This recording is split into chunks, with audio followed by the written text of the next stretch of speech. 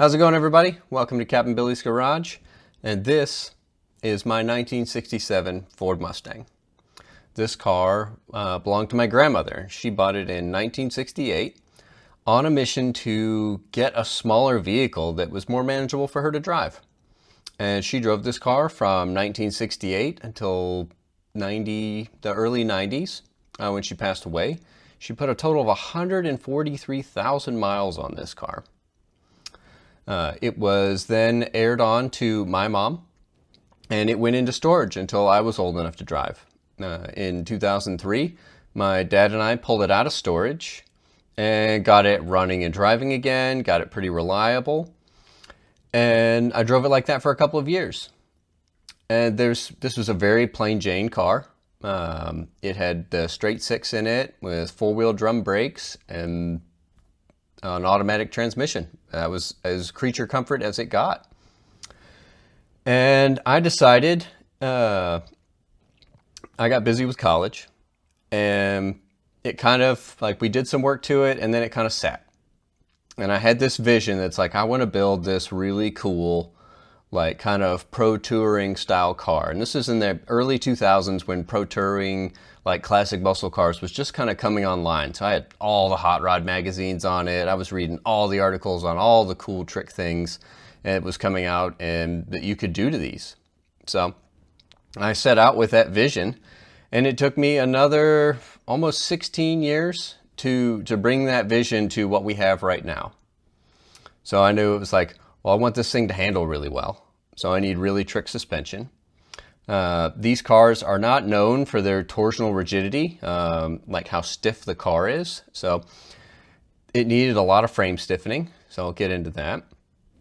And then I wanted a manual transmission and a V8 engine. So I went through that process. And in 2019, I finally had the money. I finally had the time. So back out of storage it came, and I tore into it. So I'm going to bring you guys along, and we're going to take a look at the car and everything that I've done to it, and just kind of give it a good solid overview of where the car is now, and then we'll look at my list of what we've got to do still. All right, so come with me. All right, well, when I started in on the restoration for this car, it had, like a lot of cars of this age, God, don't you love that click of the sound when you open the door? Sorry, sidetracked. It had kind of typical problems. It had floor rot in it. The cowling underneath had rotted out. So I had to come in and cut the floors out so you can see the seam line in it here that goes all the way around. I replaced it all the way up onto the firewall. I've since gone through and dynamited everything after I put the new floors in. I've got the hydraulic clutch kit for modern drivelines in here. So yeah, it's ready to go. You can see I'm already in the process of putting it back together. One of the other things I did with this car is, this isn't a classic Mustang seat. I wanted something that would hold a little bit better, and I had these. These were left over from an Integra project that I had. So these are 3rd gen Acura Integra seats that I went and modified the floor pan to make them fit into the car. So I dropped it almost 2 inches, or almost 1.5 inches, and then I moved it back 2 inches. So that was a fun little project to go through, and now it's like, if I ever want to upgrade the seats, then I just need to match the seat pattern for 3rd gen Acura Integra seats. So after I got the floor pans in the car, it was then time to jump into making the car stiffer. So it's like, so when I put this suspension in it that we're going to get to, it really responds and respects what the suspension input is, and it just gives the driver a much better feel. So one of the first things that I did when we got into it was I put subframe connectors in it. So that's these right here. And then while I was digging around trying to find stuff that was even more trick, I found these. This is a stiffening kit from Mustangs Unlimited that puts these giant plates. It does add weight, but it adds so much stiffness to the car. And come all the way up here. And boxes in the whole front side of the chassis. And then I was able to tie it in to the subframe connectors that I got as part of the rear suspension setup, and tie it all the way into the back of the car. And then this piece seam welds onto the factory pinch weld that's right here and just stiffens the whole car up. all the way down the back here. You can see I've still got a little bit of paint to do, and there's a touch of welding. I've got to finish on these, but for the most part, it's ready to go. Now that we've got the chassis nice and stiff with all of the extra bracing we put into it, now we can start to address suspension. And I knew I wanted something hot. So, digging around, I found this setup from Mike Mayer Racing out of California. And this is their Mod 2 suspension setup. So these are JRI coilovers, and you notice they're in the trunk. And they come up through the trunk floor, through these rubber boots here, and activate the shocks through these bell cranks. So let's come underneath and take a look at all the wizardry that's going on down here.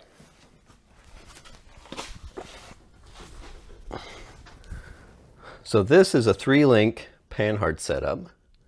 So this is the panhard bar here. So it connects to the frame, which is all welded up in here, to the rear end, and locates the rear end left and right.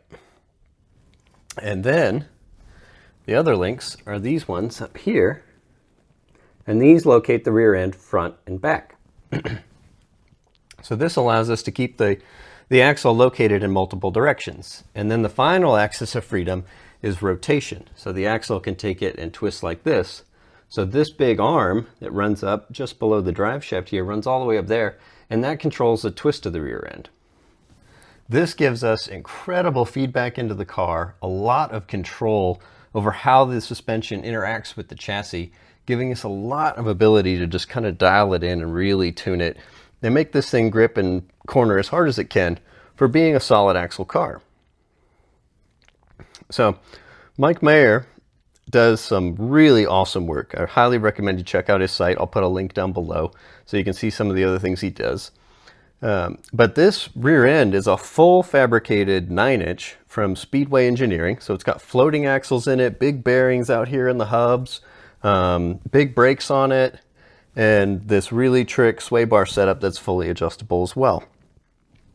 And I'm just tickled with this thing. I can't wait to just see how it performs and how it does. All right, coming up front, you'll see this double wishbone suspension. So that's this arm on the bottom, this arm on the top, coilover shocks. We've got rack and pinion steering, tubular crossmember. Again, more big brakes. This is a Mustang 2 setup from Rod and Custom. This is one of the early mods I did to the car, and a big reason it sat for a long time is I cut all of the original stuff out and started welding this in. And then I got busy with life, busy with college, and just never had the money to really come back and do it the way I wanted, so it sat. But this gives me full ride height adjustment, shock adjustment, and the benefit of like rack and pinion steering. So it's just gonna be a lot more responsive and a lot less play in it than the traditional steering box. All right, so we've fixed the rust in the car. We've stiffened the chassis. We've got really trick suspension underneath it now. So how are we getting it all to the ground? So wheels and tires. These are American Racing, I think NA 510. In the front, we've got 18 by 8s, and we're running a 245/40 Nitto 555. Hauling this thing to a stop, we've got 6-piston, 13-inch Willwood brakes up front. Coming down to the back here. God, I just love looking at this thing. These wheels look so good on here. We've got an 18 by 10 with the Nitto 555s, and these are a 285/35. So this is the biggest tire that you can stuff under one of these, and I've still got to roll the fender lip just a little bit to get it to clear. But there's only about a 1/2 inch on the inside and almost negative lip on the outside. So this is the biggest tire I can stuff in here without having to tub the car. Back here on the rear end, I've got 6-piston Willwoods as well. These are 12.5-inch rotors. And then I've got a Willwood mechanical parking brake that I'm installing, and that'll be part of a future video as we finish that install.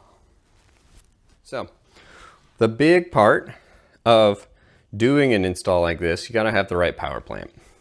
And I didn't go traditional. I went almost full sacrilege. It's not a Honda. There's still an American V8 under here. But it is an all aluminum pushrod V8 with a Tremec TR6060 behind it. And it's not an LS. Let's see if we can get the hood up on this thing.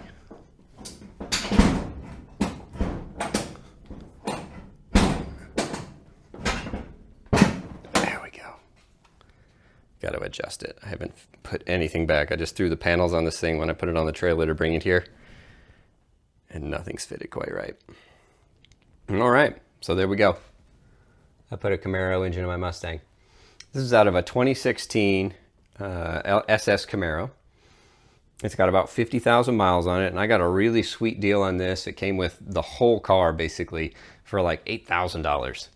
So I was able to get a lot of parts out of it. But you might be wondering, it's like, well, why didn't I just stick a small block Ford back in it? Why didn't I put a Coyote motor in it? Well, I didn't want to. The small block Fords, I can't make this kind of power and torque with without spending a lot more money than this on it. The Coyote engines are a lot heavier than these.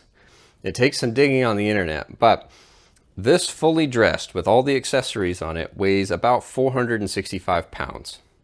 A Coyote long block, this is no accessories, no intake on it, weighs 475 pounds. So I'm already ahead, trying to cut weight out of the front of this thing. And this motor makes more power and more torque, and is, I think, better aftermarket support. So this is what I went with. You can see I've just used all the factory wiring. Right now just the hoses are there. I went through and fabbed up a mount for the front fuse box.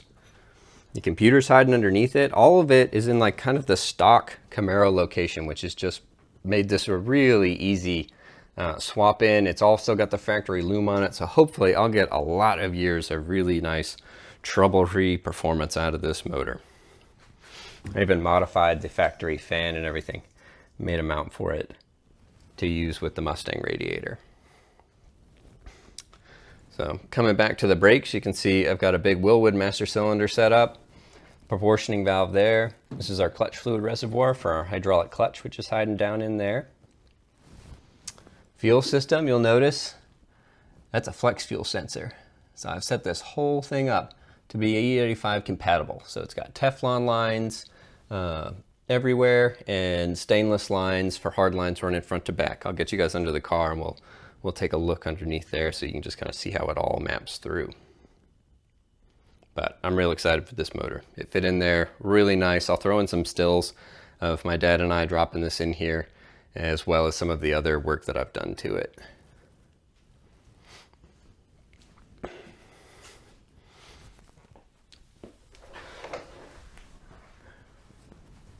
All right, coming up under here, this is a brand new fuel tank from Aeromotive Engineering.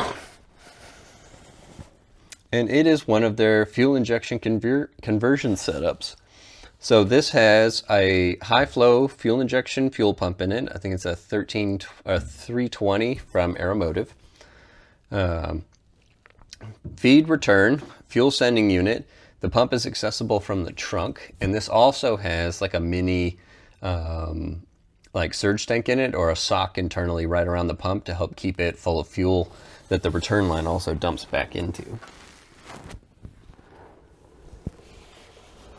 Coming up under here, you can see the brake lines. Ignore how awful it looks, but they're gonna do the job just fine. So these are my stainless lines that I custom bent, running up to the front.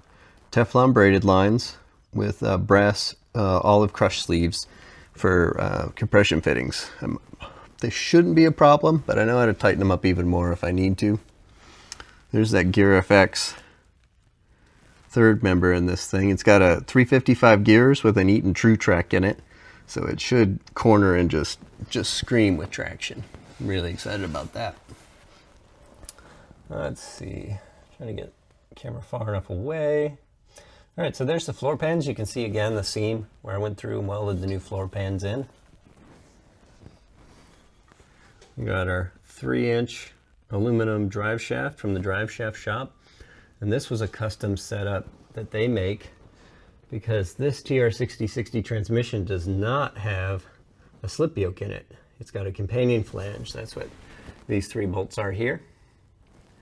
So they sell this big spacer and this giant CV joint that has just enough float in it to give us the space for this axle to float, or for the drive shaft to float when the axle articulates. There's another view of these torque boxes. Up under here, again, these are the torque boxes here, these big plates. So it connects the outside edge of the car into the frame rail and just adds a ton of stiffness through this weaker area of the chassis. Coming back more, you can see some more of the fuel lines here. I'll go through and we'll do vibration mitigation and make sure none of these are rubbing holes to each other. I'm looking into exhausts for it right now. So if anybody's got some good ideas on some swap headers for my LT1 and my 67 Mustang, let me know in the comments below. You can see I've got the Holley conversion pan. So this is what Holley sells for swapping these into late model or early model hot rods. And it worked perfect for this. I set it down in here as low as I could get it. And it just about sits on the steering rack. You look right there. There's like a paper, but there's enough room there. We'll see as the bushings wear in what happens. So the other weird thing about these transmissions compared to like what you get from just Tremec as a kit is these don't have a mount here. The mount is on the bottom of these transmissions, and they use this very interesting bushing setup. So I had to custom make this mount. So this is just a big piece of 1/4-inch aluminum. You can see where I had it clamped in the vise to bend it and beat it into shape, clearancing it for the fill or the drain hole, and then these bushings up in here. So, but it fits. It holds the transmission really well. We'll see how it holds up when we get to shifting. Some projects left on the list. I got to do transmission cooler lines and engine oil cooler lines as well, running up front.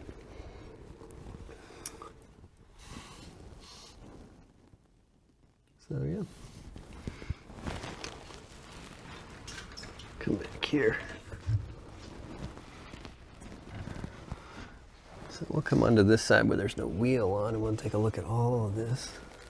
So again, we got these massive brake calipers, little parking brake caliper. This is the push rod here. Connects to the rear end, goes up into it, articulates with the shocks. Don't have the sway bar link on this side, but you see how the sway bar ties into the diagonal brace for supporting the rear end. There's all this fabrication that went into this. All comes with part of the kit. It welds onto your existing frame rails, bolts through here, goes into the trunk, really ties it up, tightens the whole car up. I'm really excited to see how stiff this car is and just how well it responds and performs on the road. Well, thanks for coming along with me on this tour of my 67 Mustang. I'm really excited to get this car going again. It's been almost 20 years since I've driven this car. It was one of the first cars I ever drove. So I'm excited to share this process of finishing the restoration, getting it going, getting it tuning, and just seeing how much fun it is to drive.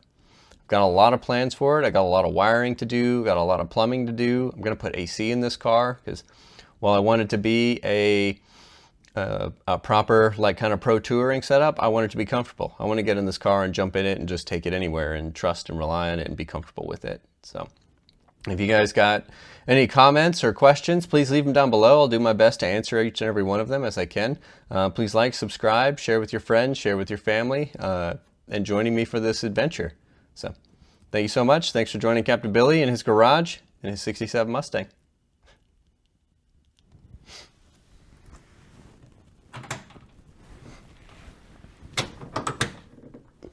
Daddy likes to lock himself in. Just for the views. All for the views.